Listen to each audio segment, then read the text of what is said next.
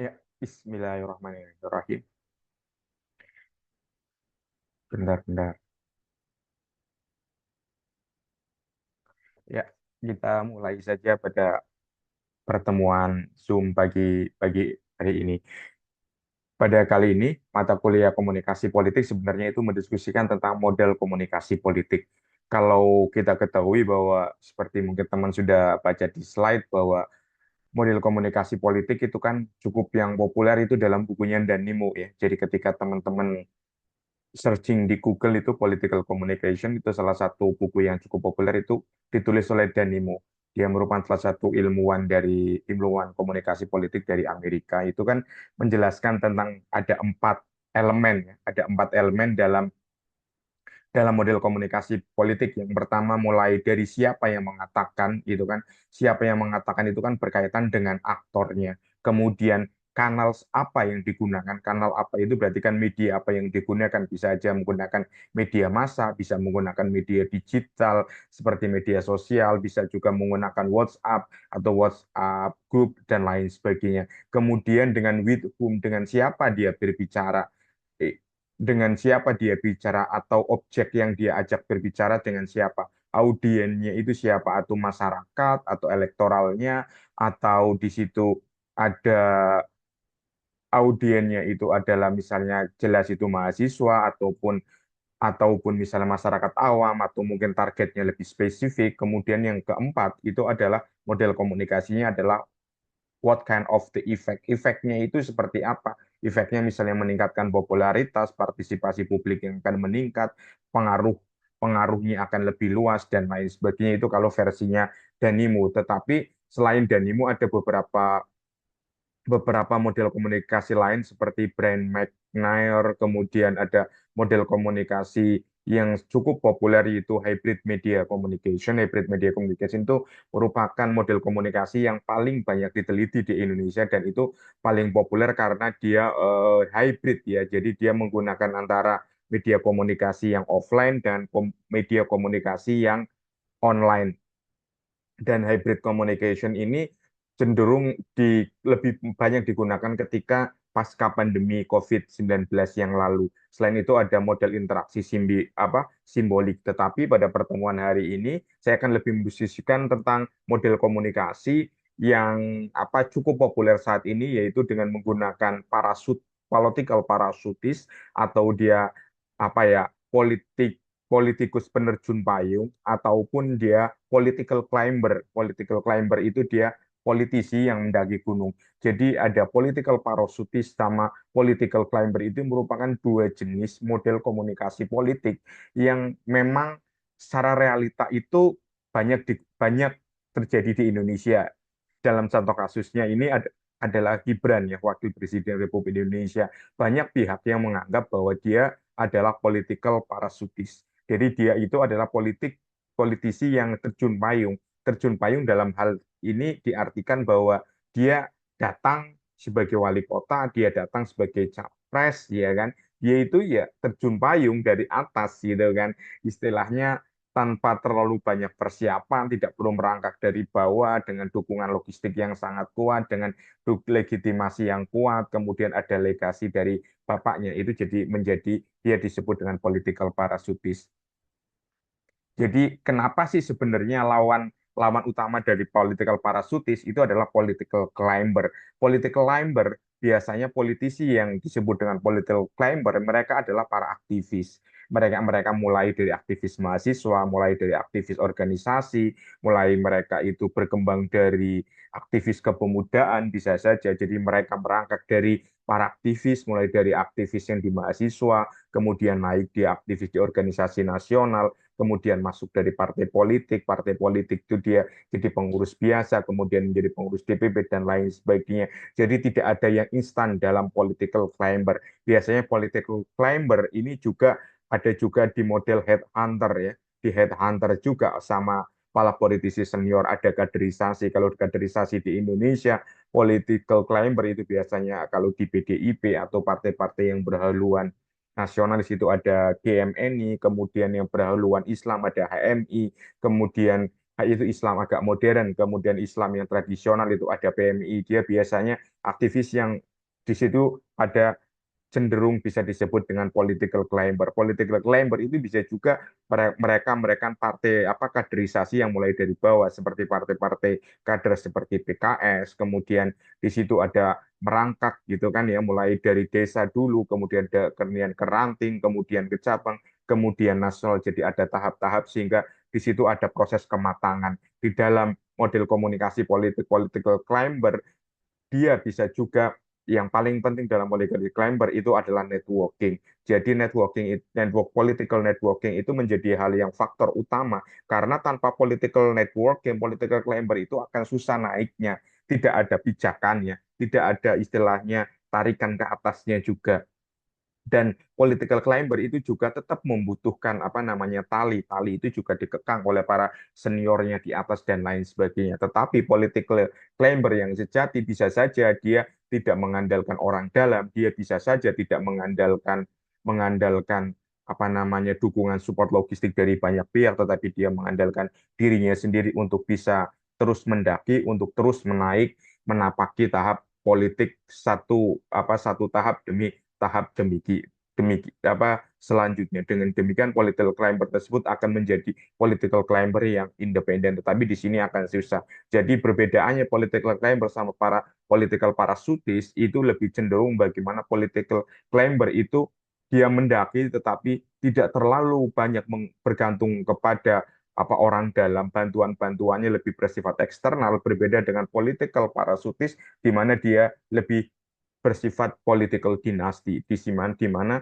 di dalam political dinasti bukan hanya di Indonesia tetapi di situ ada terah darah biru, di situ ada terah dari darah keluarga. Kita ketahui hampir sebagian besar di Indonesia bisa dikatakan 50% atau politisi Indonesia itu merupakan politisi darah biru, politisi yang merupakan apa berasal dari ayahnya itu adalah seorang politikus juga, ayahnya itu wali kota juga, ayahnya itu pengurus partai juga dan lain sebagainya. Jadi sehingga itu menimbulkan suatu skeptisme, itu menjadi suatu antipati, anti politik di kalangan generasi muda ketika akan masuk politik akan susah karena harus akan berhadapan dengan political parasutis tersebut. Mereka sudah punya logistik, mereka sudah punya pengalaman, mereka sudah punya jaringan. Kemudian political parasutis itu apa sih kelebihannya di dalam politik? Political parasutis bukan hanya di Indonesia, di Amerika pun demikian. Seperti George Bush, ya George W. Bush itu adalah memiliki saudara George, ya kan, H.W. Bush dan lain sebagainya. Mereka berasal dari keluarga politik Bush itu kan, bisa menjadi presiden, ya kan, bisa menjadi presiden Amerika itu kan dari keturunan karena mereka memiliki jaringan politik yang kuat. Jaringan politik itu umumnya itu dijaga itu kan, dijaga dan dipelihara karena mereka memiliki apa ya ikatan emosional, mereka memiliki efek kedekatan dengan para apa ya kalau di dalam politisi di PDIP dikenal dengan gorong-gorong, kalau di dalam politisi-politisi lain itu dikenal dengan pecut-pecut yang ada di daerah, yang ada di desa-desa, mereka memiliki akar dengan masyarakat dan mereka memiliki grassroots sama pada dasarnya sama. Karena tetapi kalau political parachute itu lebih meminjam efek keluarganya, meminjam efek ayahnya, tapi ketika political climber itu lebih cenderung bagaimana dia juga bisa membangun efek grassroots langsung di lapangan, dia merangkak langsung di lapangan. Secara teori, labor statute politik itu dikenalkan pada tahun 2003 oleh Michael Hastings. Michael Hastings itu ini salah satu ilmuwan dari Prancis itu mengenalkan political parachute itu ketika orang itu apa ya melihat melihat itu kan para ilmuwan melihat banyak orang politisi itu datang secara tiba-tiba. Mereka tidak memiliki akar rumput yang kuat, mereka tidak memiliki akar di masyarakat yang kuat, tetapi mereka memiliki ideologi yang kuat berkaitan dengan kepartian, berkaitan dengan kekeluargaan, berkaitan juga dengan aspek oligarki, kekuasaan, kekayaan, dan lain sebagainya. Sehingga mereka itu umumnya umumnya umumnya political parasutis itu cenderung itu dianggap sebagai hal yang ethical disapproval. Ini menurutnya Michael Hastings ya. Jadi dianggap politisi yang tidak terlalu beretika, tetapi faktanya di lapangan ketika politik itu adalah kerap melanggar etika dan politik itu tidak mempedulikan etika karena benar dan salah itu adalah urusan yang subjektif dan urusan yang bisa bisa saja tergerus oleh waktu. Kemudian kalau di Amerika Serikat, political parachute itu disebut dengan carpet bagger. Carpet bagger itu adalah mereka yang melintasi dunia politik, yang mereka berkiprah di dalam politik itu dengan cara mendapatkan karpet merah. Mereka mendapatkan sambutan. Itu seperti diungkapkan oleh di sebagian partai, terutama partai karpet bagger itu karena mereka adalah bapaknya politisi, ayahnya politisi, maka anaknya itu akan cenderung akan dijadikan politisi karena akan mendapatkan kartu merah di namanya apa akan menjadi karpet merah akan mendapatkan karpet merah di partainya juga mendapatkan partai merah di masyarakat dengan demikian mereka akan lebih mudah mendapatkan akses dukungan dari elektoral berbeda dengan political climber yang bersifat lebih apa ya bersifat gambler 50-50 ketika di dalam partai politik cenderung akan memilih memilih carpet bagger dan political parachute karena mereka sudah memiliki modal yang kuat, modal modal nama, ya kan, modal nama di lapangan, modal modal logistik yang kuat, kemudian modal modal kepercayaan dari partai politik yang kuat. Karena bagaimanapun dukungan-dukungan keluarga yang kuat ketika bagi para politisi carpetbagger itu akan menjadikan gitu kan, menjadikan kekuasaan akan lebih mudah diraih. Ini adalah penelitian saya yang berkaitan dengan erosion of democracy of or harmony of legacy yang berkaitan bagaimana si Gibran Rakabumi Putra itu membangun political dinastinya sebagai seorang political parasutis. Jadi, apakah di dalam penelitian ini apa yang dilakukan Klibar itu merupakan upaya untuk mengikis demokrasi atau upaya untuk mengharmonisasi legasi? Aritresi iriglatasi itu bagaimana bagaimana ini seorang politisi itu justru menutup kesempatan pihak-pihak lain atau para politisi-politisi lain yang sebenarnya bisa saja memiliki kompetensi lebih lain dengan dia itu kan tampil ke publik dengan mengandalkan parasutnya dari orang tuanya. Bisa saja itu juga Gibran itu kan menjadi upaya untuk mengharmonisasikan legasi dari Presiden Jokowi untuk menyelamatkan program-program Jokowi, untuk menyelamatkan kepentingan-kepentingan Jokowi agar tetap bertahan di pemerintahannya Prabowo. Jadi motifnya dalam penelitian yang saya lakukan itu ada model komunikasi politik yang dilakukan oleh Gibran. Yang pertama itu dia menggunakan, sorry ini ada tipunya, Javanese tradition. Jadi dia menggunakan tradisi Jawa sebagai local wisdom sebagai kekuatan utama agar dia itu bisa diyakini sebagai pemimpin ya kan dalam tanda kutip itu sebagai pemimpin Jawa gitu kan dengan menggunakan simbol-simbol Jawa, bahasa yang Jawa, politik yang santun, kemudian politik yang santun, ketegasan, apa tidak terlalu tegas, tidak menimbulkan kontroversi, kemudian menampilkan dirinya sebagai orang Jawa dengan berbagai apa ya, dengan berbagai identitasnya itu kan menjadi kekuatan kekuatan kebijaksanaan lokal karena bagaimanapun publik Jawa itu akan cenderung akan memilih pemimpin dengan local wisdom Javanese local wisdom yang akan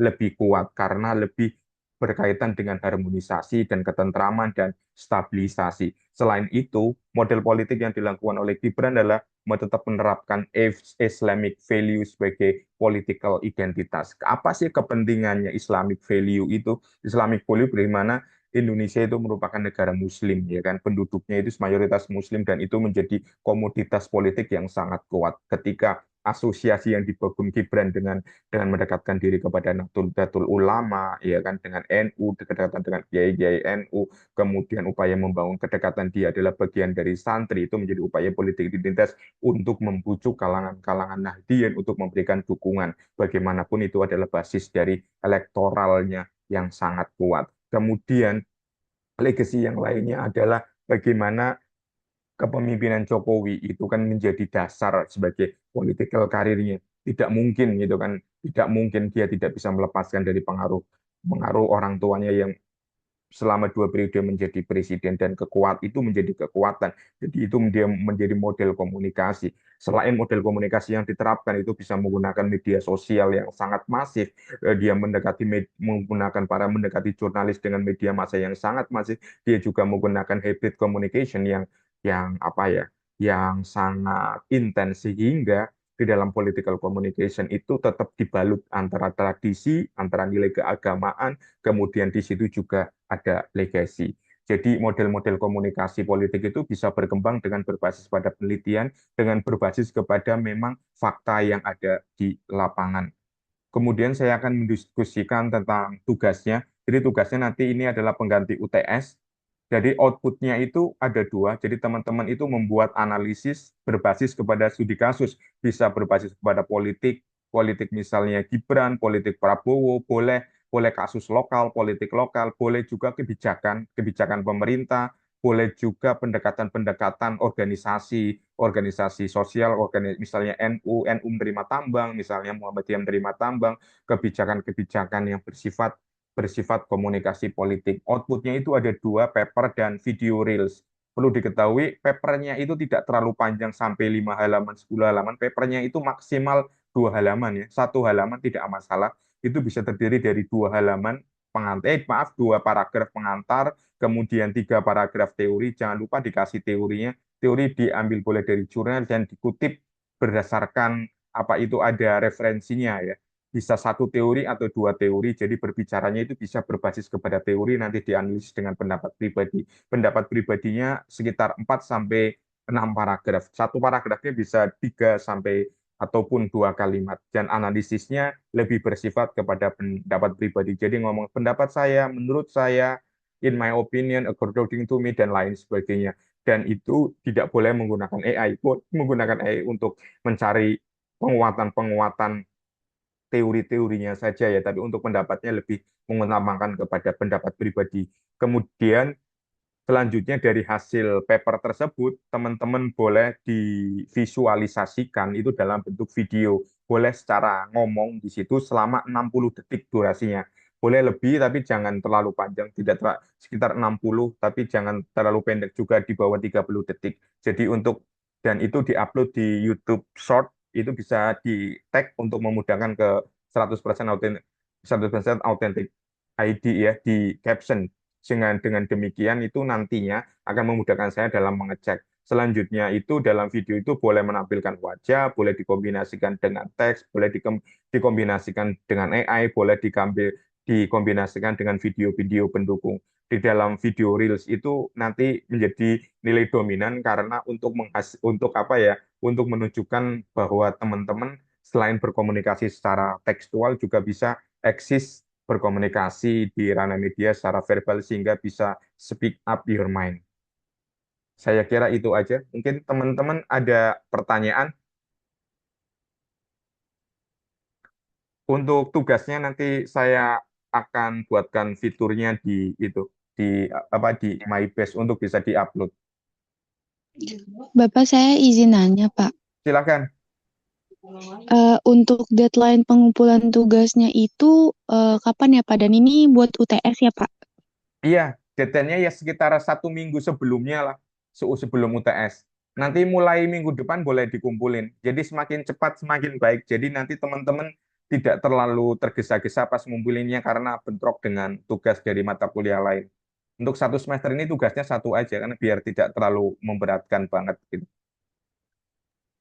Baik, Jadi terima kasih, Pak. Berarti di pertemuan ke berapa ya, pertemuan Pak? sekitar pertemuan ke-6 ke-7-an lah nggak apa-apa. Ke-6 ke-7 Keenam, kan, ketujuh ya, Pak? iya ke-8-nya kan ke UTS. Jadi pas sebelum UTS.